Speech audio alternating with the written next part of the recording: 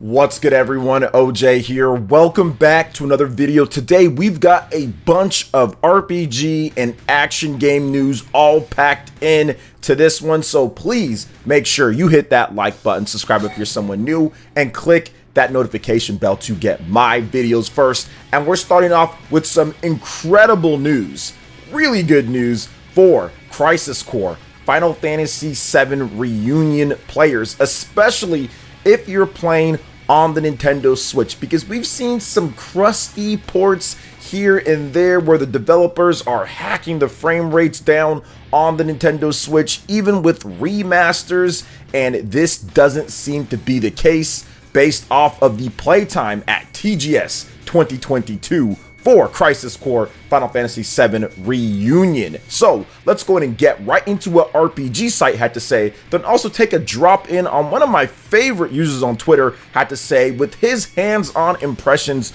of the game. So Square Enix is officially calling Crisis Core Final Fantasy VII Reunion a remaster, but don't get it twisted here, guys. The game is actually closer to a full remake, to the point where Square Enix wasn't even sure which one to call it, but just went with a remaster since they're not changing the core story of the game. Now, you have the graphical improvements, you have the combat system being completely overhauled to a more traditional action RPG system that fits a dual analog setup, being able to move the camera and fight. I love what they've done here. You've got the real attack button, you've got a dodge, you've got traditional over-the-shoulder camera, and a bunch of other upgrades to the user interface that makes this game feel completely fresh and new. Now, according to RPG Site, they got a chance to play the PlayStation 5 and also the Nintendo Switch versions of the game. And of course, the PS5 version is looking spectacular.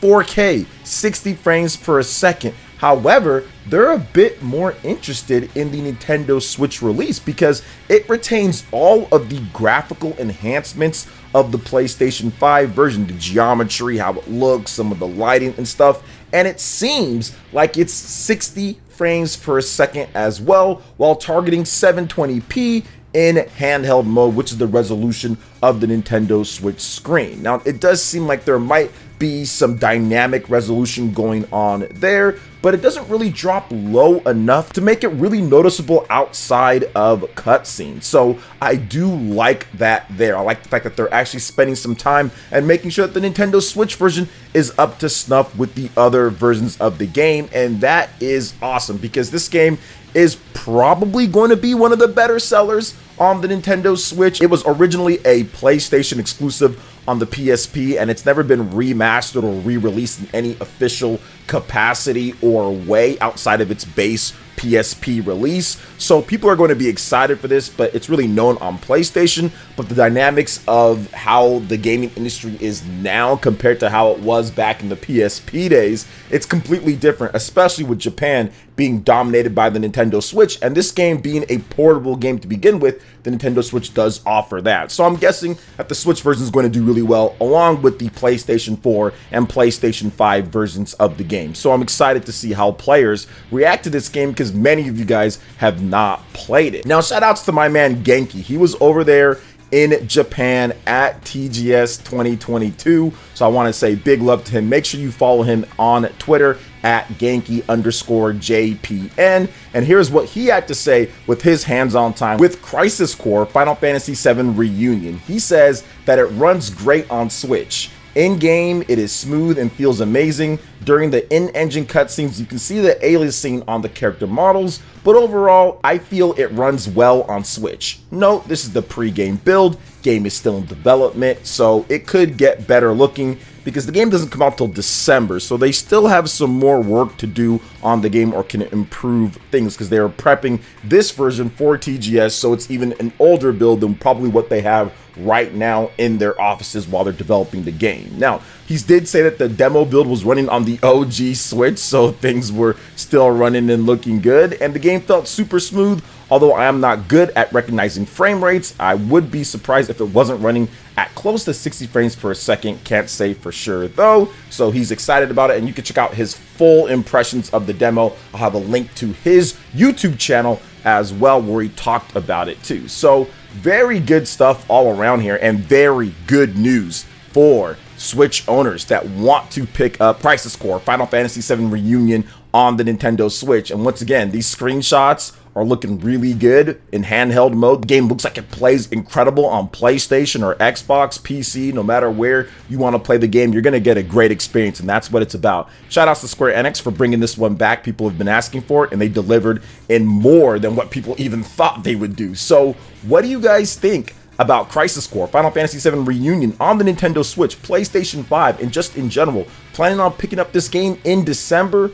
Let me know in the comment section below. All right, and moving on to the next topic here, I wanted to discuss a little bit more on Fire Emblem Engage. This is the brand new strategy RPG from Intelligent Systems and Nintendo that's dropping on January 20th, and I have that date marked, circled, X'd, calendared. I am playing the heck out of this game because it feels like it's returning to the roots of Fire Emblem Awakening with a dash of some modern style Persona and stuff like that. So you can sign me up right away for a game like that. But I wanted to go over the characters that we could see in there. Shout outs to my man Jackson over on Twitter, and also Stealth40K. They had a nice discussion, and I haven't discussed this in any of my videos yet, but they broke down what characters they feel are going to be in the game. Now, not everything, just what they showed off in the debut trailer, because there was like a hieroglyphic wheel of all the different characters or areas, what you could probably see as the emblem rings, starting with Marth at the top. So I want to break that down with you guys and discuss maybe what else we could see and get your opinions on what you're looking forward to and what heroes you're looking forward to using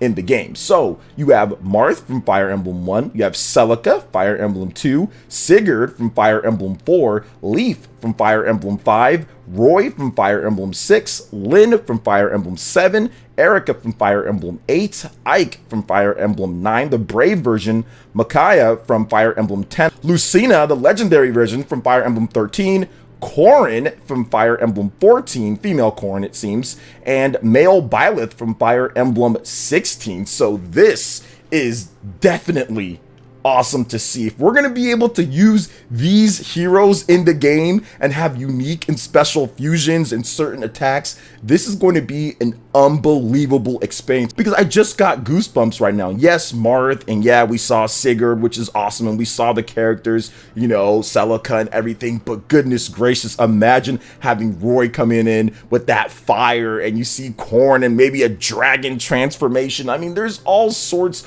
of cool things they can do here and play around with, also with potential DLC as well, or extra characters that are just not listed here. And heck, I'd be happy even with this, because I feel like there's going to be unique strategies and individual moves and everything for each of these characters. But if there was even more, that would make this game even more hype and exciting, and I'm already like a 12 out of 10 my anticipation level for this game. So very good to see all these characters probably going to make it in here, and I'm looking forward to seeing more from this game because it's coming out pretty soon.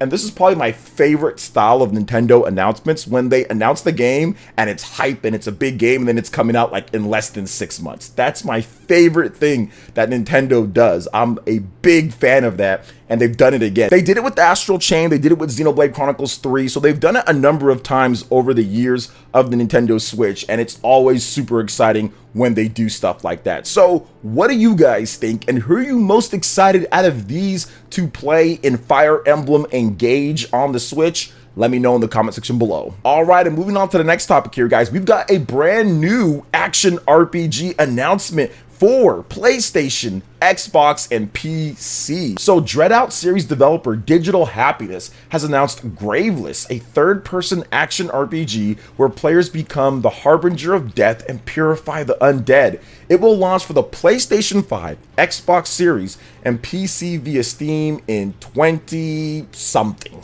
They didn't really say exactly, but it's coming in 22X. So it's like 202X. So they don't know right now. So I'm looking over these screenshots in the debut trailer here, and it doesn't seem like the graphics are too impressive from what I'm seeing right now, but it does seem like this is a smaller studio and it is early, so it should be solid once they get everything together. At least I'm hoping that way, because the actual concept looks really cool. Graveless is a single-player, third-person dungeon crawler and hack-and-slash action RPG set in the realm of chaos when immortality is no longer a myth and fiction.